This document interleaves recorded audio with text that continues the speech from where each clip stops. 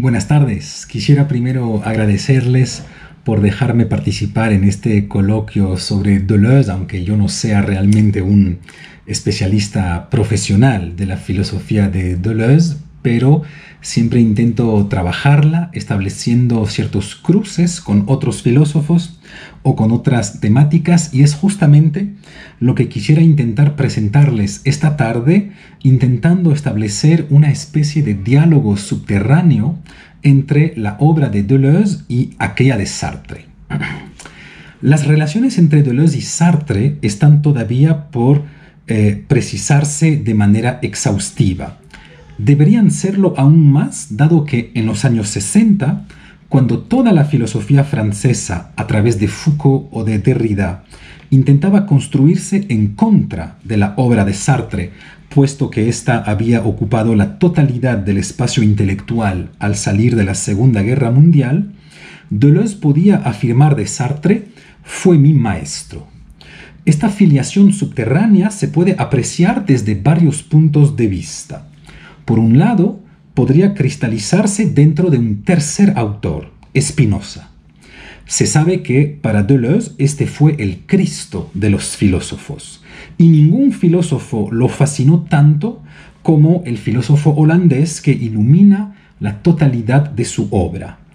Por otra parte, cuando Sartre confiaba a Beauvoir en una entrevista tardía sus admiraciones de juventud, confesó que hubiera querido ser Stendhal en literatura y Spinoza en filosofía.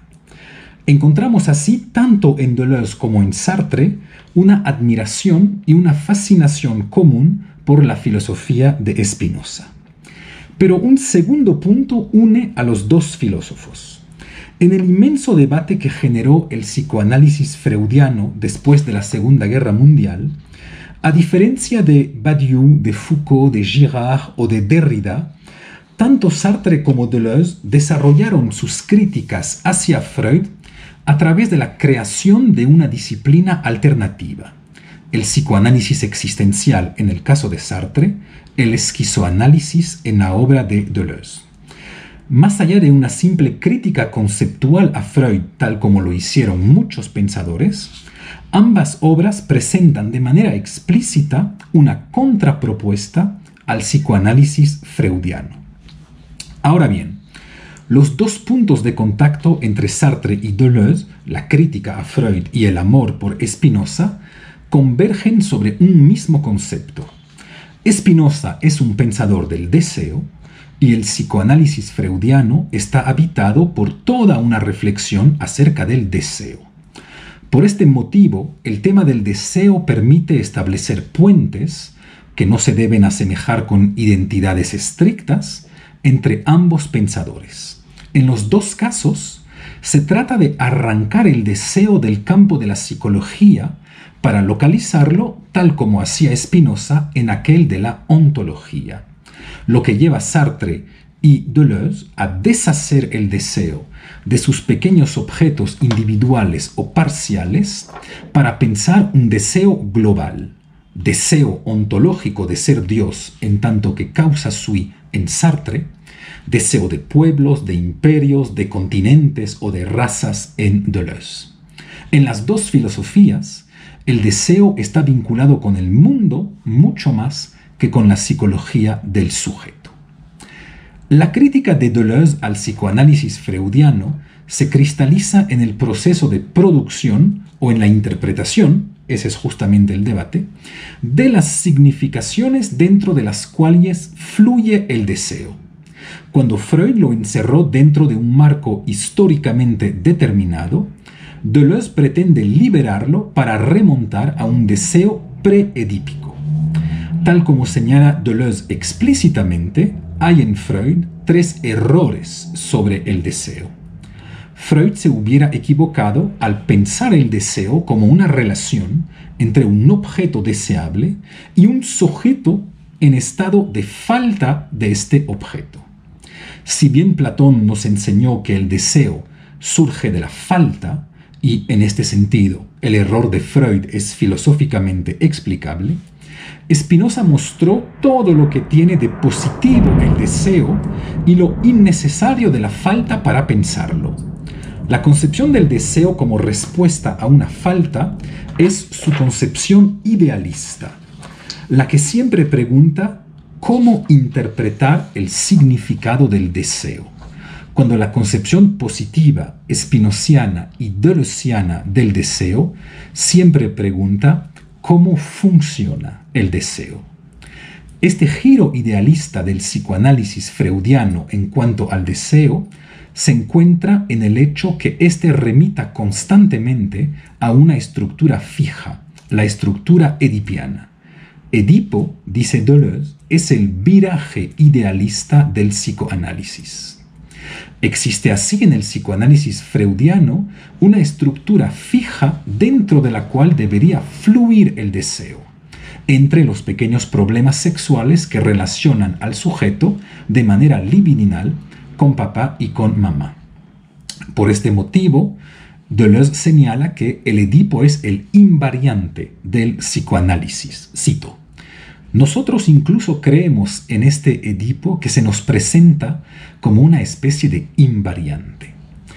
Existe así una estructura originaria a partir de la cual se interpreta todo deseo y se piensa toda significación para que el deseo pueda fluir dentro del triángulo edipiano. Efectivamente, si bien el deseo en Freud significa, en este sentido que remite a, siempre remite a una estructura universal que precede el deseo singular. Cito: el método psicoanalítico es distinto. En lugar de relacionar la representación simbólica con objetividades determinadas y con condiciones sociales objetivas, la relaciona con la esencia subjetiva y universal del deseo como líbido. No se trata de decir para Deleuze que el deseo no puede ser sexual, ni que el sujeto no pueda pasar por la doble estructura del deseo tal como aparece en la estructura edipiana. Simplemente esta estructura no es primera, no está marcada por la estructura ni por el funcionamiento del inconsciente.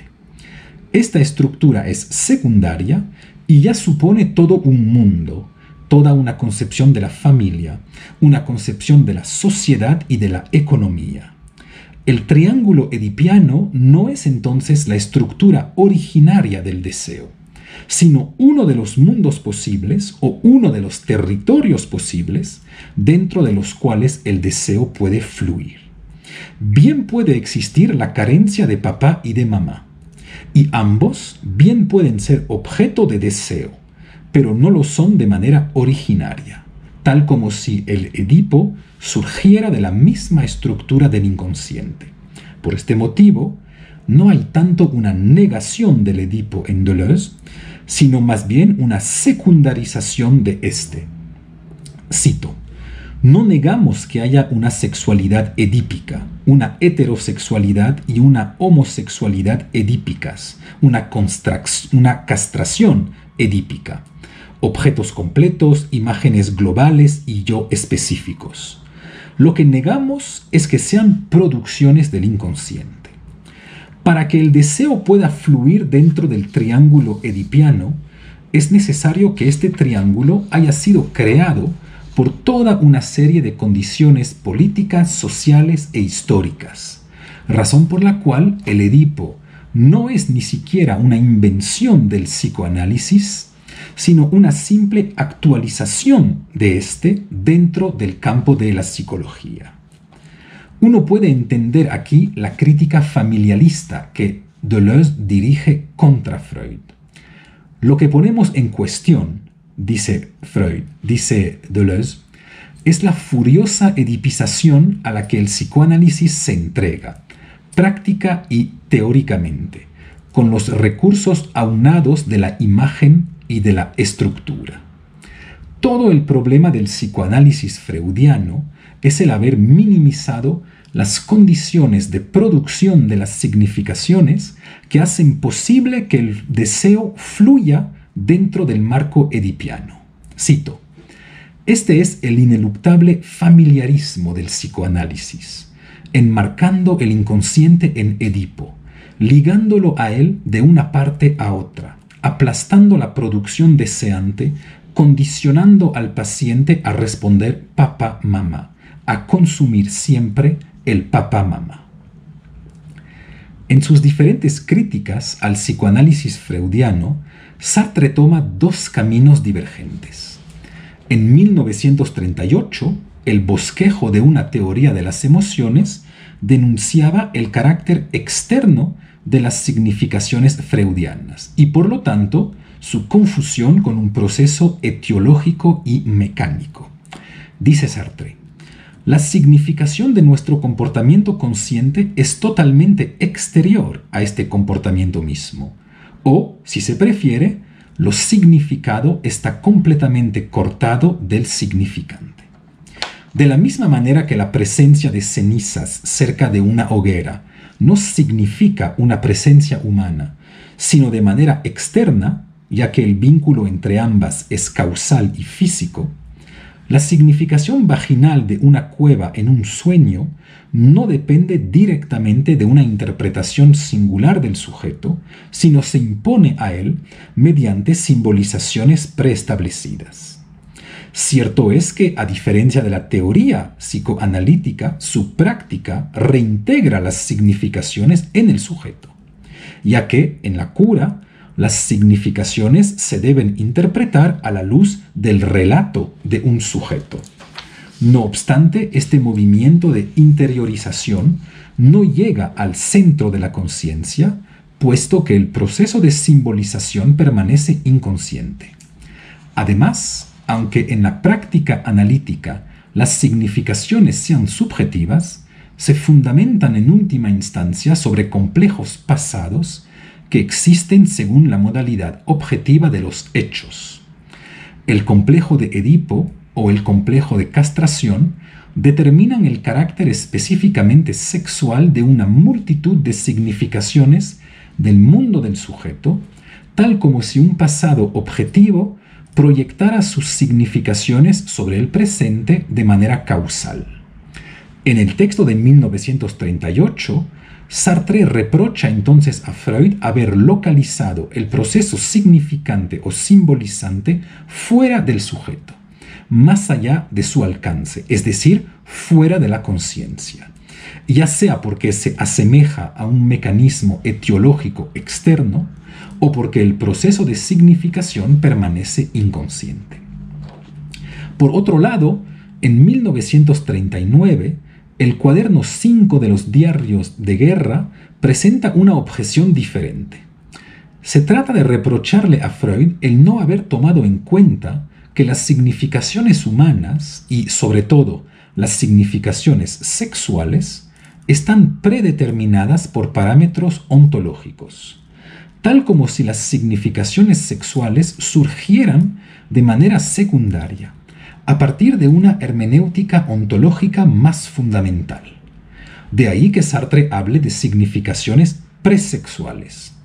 No es el carácter sexual, y más precisamente anal, de todo hueco, que explica el comportamiento del niño frente a estos, sino más bien es porque existe una significación presexual y ontológica del hueco que se puede explicar la fascinación del niño por el ano. Cuando las significaciones primeras en Freud son de carácter sexual porque se basan en complejos sexuales que marcan la historia de cada uno, las significaciones primeras en Sartre tienen un carácter ontológico y surgen de la misma ontología del sujeto, de un juego ontológico entre el en sí y el para sí. Encontramos entonces, tanto en Deleuze como en Sartre, la idea según la cual el psicoanálisis freudiano tomó como el mundo del deseo, es decir, el mundo edipiano, un mundo particular y singular dentro del cual puede fluir. Existe así una verdadera reducción del deseo en el psicoanálisis freudiano, reducción que, lejos de pensar el surgimiento del marco dentro del cual el deseo fluye, se contenta con hacer de este marco un invariante estructural y universal. La filosofía de Deleuze presenta varias rupturas en lo que se refiere a la concepción clásica y platónica del deseo, lo que impacta directamente sobre su crítica al psicoanálisis freudiano. El punto más importante es aquel de la plena positividad del deseo. El deseo no surge a raíz de la representación de un objeto en tanto que faltante. Deleuze dice, el deseo no carece de nada, no carece de objeto. De hecho, si el deseo no puede carecer de objetos es porque no hay objetos. No hay recortes objetivos del mundo que puedan dejar aparecer lo que sería un objeto o, para retomar el vocabulario de Spinoza, una cosa singular cuyos límites sean objetivos u ontológicos. Es de recordar aquí que la ontología de Deleuze es una ontología unívoca, pero también una ontología de los flujos, es decir, de la continuidad. De ahí que el deseo se piense a la luz de dos conceptos fundamentales, el de producción y el de máquina, que remiten ambos a la articulación entre los flujos y los cortes. La definición de la máquina, tal como aparece en Deleuze, está vinculada con el problema de los cortes, a tal punto que, dice Deleuze, una máquina se define como un sistema de cortes. Esta relación entre máquinas y cortes se evidencia en los mismos ejemplos utilizados por Deleuze, ya que cuando se trata de explicar el funcionamiento de una máquina, es a través de una máquina que corta jamón que lo hace, cuando bien hubiéramos podido imaginar el uso de múltiples ejemplos de máquinas. El haber escogido una máquina que corta, aunque sea jamón, es paradigmático del funcionamiento de toda máquina. Cito, la máquina funciona como máquina de cortar jamón. Los cortes efectúan extracciones en el flujo asociativo. Pero las máquinas no son solo objetos que cortan, sino también objetos cortados. La máquina no es una estructura objetiva y autónoma que corta, sino es también a su vez el producto de otras máquinas, lo que complica el problema de las fronteras de toda máquina, de la misma manera que las fronteras de las cosas singulares en Spinoza es uno de los problemas más complicados en su obra. Dado que toda cosa singular es a la vez el componente de una cosa singular más grande, y que está compuesta por cosas singulares más pequeñas que ella, la determinación de los límites de lo que constituye una cosa singular también depende de la decisión de los cortes. De la misma manera, en el ejemplo de la biología que utiliza Deleuze, aparece claramente que las máquinas deseantes son a la vez productoras, tanto como productos. En la ontología del flujo, el deseo opera entonces recortes, así como agenciamientos que constituyen algo como un mundo dentro del cual puede fluir el deseo.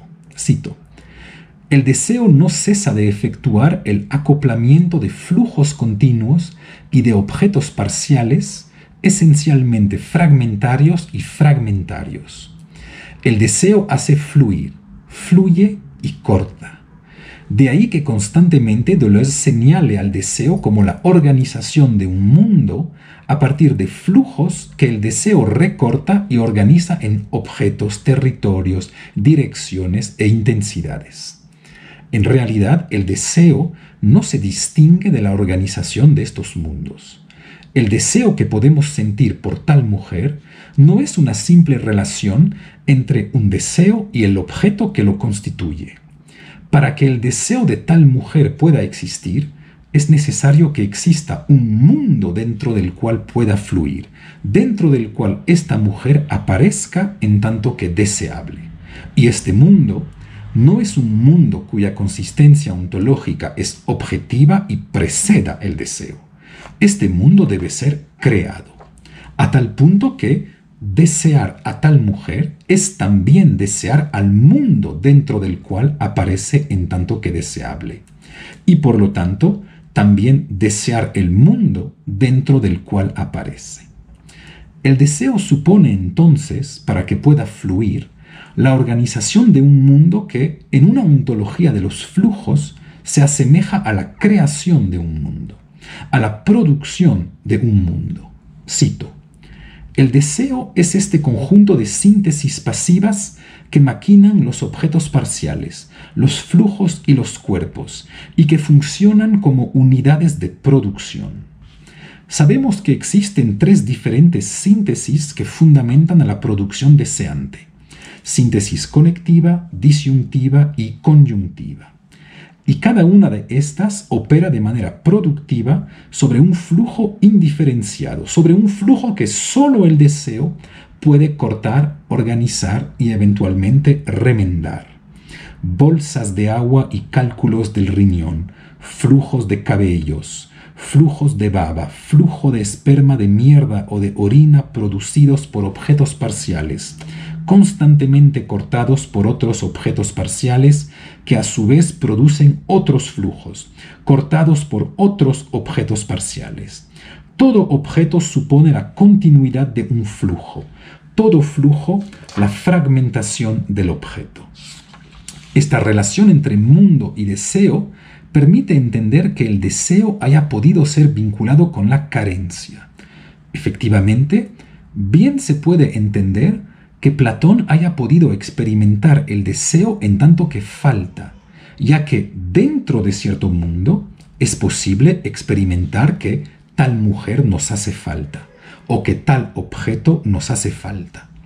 Sin embargo, el error platónico en cuanto al deseo en tanto que falta proviene del hecho que minimizó o anuló la fuerza creadora y productiva del deseo, que tuvo primero que construir al mundo a base de cortes y de agenciamientos, al mundo dentro del cual esta mujer puede hacer falta, así como las condiciones de posibilidad de la existencia de algo como una falta.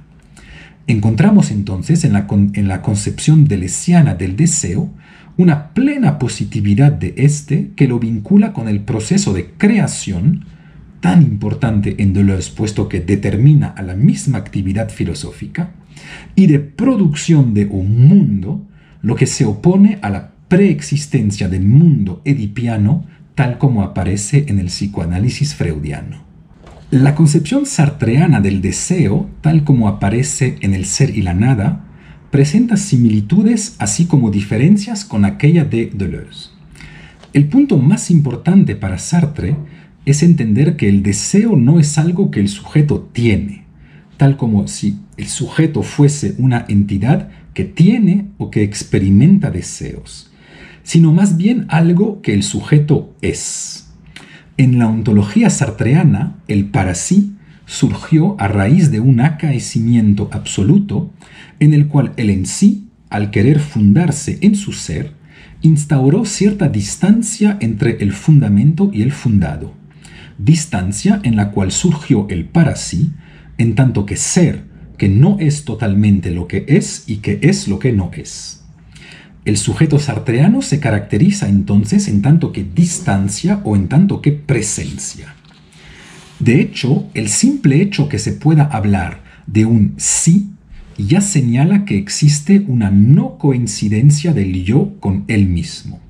Dice Sartre: el sí representa pues una distancia ideal en la inmanencia del sujeto con relación a él mismo, una manera de no ser su propia coincidencia. Es lo que llamamos la presencia a sí, la ley de ser del para sí como fundamento ontológico de la conciencia, consiste en ser él mismo en la forma de presencia a sí. Es esta estructura fracturada del sujeto que permite entender la lógica sartreana del deseo.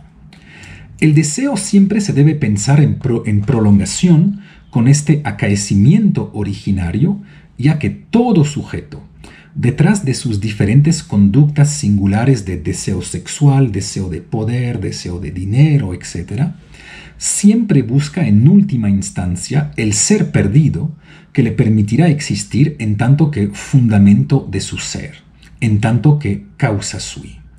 La ontología nos enseña, dice Sartre, que la conciencia es de hecho proyecto de fundarse a sí misma, es decir, proyecto de alcanzar la dignidad del en sí para sí o en sí causa de sí. Entendemos entonces en qué medida el deseo, tal como lo piensa Sartre, podría abrir el camino al deseo deleuziano, pero también en qué medida podríamos creer en la necesidad de distinguirlos. Muy lejos de papá y de mamá, de penes y de vulvas, el deseo en Sartre siempre remite a algo mucho más importante, que es el mismo surgimiento ontológico del sujeto. Razón por la cual el deseo no se debe interpretar a la luz de determinaciones psicológicas, sino experimentar según las categorías de la ontología. Sartre dice: el hombre es fundamentalmente deseo de ser, y la existencia de este deseo no tiene que ser establecida por inducción empírica. Resulta de una descripción a priori del ser que es para sí mismo su propia falta de ser. Sin embargo, un punto podría separar a los dos autores de manera definitiva. Por mucho que el deseo sea ontológico en Sartre, siempre se piensa en términos de falta o de carencia, lo que se opone a la plena positividad de éste en la filosofía de Deleuze. Cito Sartre: el deseo es falta de ser. Está infestado en su ser más íntimo por el ser del cual es deseo. No obstante, la diferencia tal vez no sea tan grande como parezca, ya que el estatuto de esta falta que encontramos en el deseo sartreano es bastante complejo. El concepto de mundo en Sartre se distingue de aquel de existente bruto, y en este sentido, Sartre nunca ha dejado de ser, tal como él mismo señala en una carta a Simone de Beauvoir, un neorrealista absoluto. Por un lado, hay un existente bruto inalcanzable a nuestra libertad, dado que su ser ahí se impone a ella. Por otro lado, el existente bruto no entra en relación con el sujeto en tanto que existente bruto, sino en tanto que mundo, es decir, en tanto que existente bruto iluminado a la luz de un proyecto. Un peñasco que bloquea un sendero por la montaña impone su presencia al sujeto que se está paseando. Sin embargo, para que este peñasco entre en el mundo del sujeto, debe ser fenomenalizado a la luz de un proyecto, razón por la cual nunca aparece en tanto que existente bruto, sino en tanto que obstáculo u en tanto que oportunidad para observar al paisaje desde una posición más elevada. Es decir, que el existente bruto siempre aparece al sujeto valorado y significado. El mundo entonces no es lo que hay, sino la red de significaciones a través de las cuales lo que hay aparece de manera valorada y calificada. Ahora bien, el deseo en Sartre no fluye dentro del existente bruto, sino dentro del mundo. El existente bruto de por sí es un plenum de ser en el cual nada falta. Para que algo aparezca en tanto que faltante, debe aparecer como significación de falta, es decir, como falta para un proyecto, para alguien. La falta que es en Sartre el motor del deseo no es ontológica, sino fenomenológica. Por este motivo, para que el deseo fluya, es necesario que el sujeto haya creado un mundo habitado por una falta. El deseo no es la respuesta a una falta ontológica objetiva, sino la creación positiva del mundo en el cual algo aparece en tanto que faltante, aunque no sea faltante.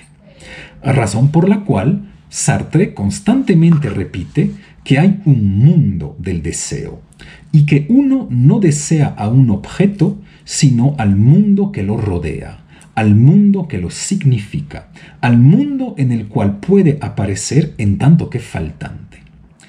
La existencia entre el existente bruto y el mundo permite entonces entender que a pesar que Sartre persista en hablar de deseo según el vocabulario de la falta, este se pueda pensar en términos positivos de creación de un mundo, ya que la falta no es un vacío ontológico en el existente bruto, sino una significación que surge dentro de un nuevo mundo, el mundo del deseo, el mundo en el cual, gracias a la creación de esta falta, el deseo puede fluir.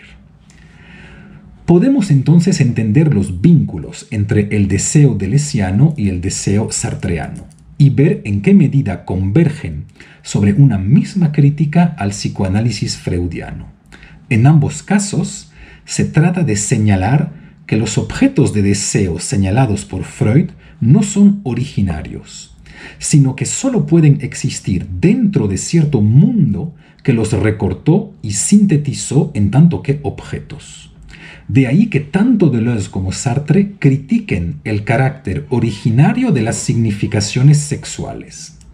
Por su parte, Deleuze denuncia el carácter ridículo de las interpretaciones sexuales. Cito: entre las más grotescas páginas de Freud están las que tratan de la felatio. El pene simboliza ahí la ubre de una vaca, y la ubre de vaca simboliza un sene materno. Por otro lado, Sartre denuncia la primacía freudiana de la sexualidad por encima de la ontología. Cito: no impediré a los freudianos que compongan himnos en honor al ano, pero no es menos cierto que el culto del agujero es anterior al culto del ano. Para salir de esta primacía del deseo en tanto que deseo edipiano, es necesario, en Deleuze, salir del teatro trágico para entrar en la fábrica del deseo. Con el fin de entender cómo funciona el deseo, hay que pensarlo en tanto que creación, cortes y agenciamientos, creación del mundo dentro del cual el deseo puede fluir. En el caso de Sartre, también se trata de pensar cómo se puede constituir un mundo dentro del cual un objeto pueda aparecer en tanto que faltante, lo que secundariza a las significaciones sexuales freudianas. Cierto es que Sartre insiste sobre el deseo en tanto que falta, lo que lo aleja tanto de Deleuze como de Spinoza, y lo que nos impide asimilar a los dos pensadores franceses sobre el camino del deseo. Sin embargo, a pesar de esta diferencia importante, es de notar que esta falta no es originaria ni ontológica en Sartre, ya que solo aparece a raíz de la constitución subjetiva del mundo del deseo. En ambos casos, entonces, la lógica del deseo no se puede pensar sin la creación previa de un mundo. Así es posible entender por qué razón en ambas obras el deseo es revolucionario. No tanto y no solo los deseos singulares, tales como el deseo de igualdad, de justicia o de libertad, tal como intenta hacérnoslo creer cierta filosofía política contemporánea, sino el deseo de por sí. El deseo en tanto que implica un reagenciamiento del mundo y por lo tanto una creación de éste. Muchísimas gracias por su atención.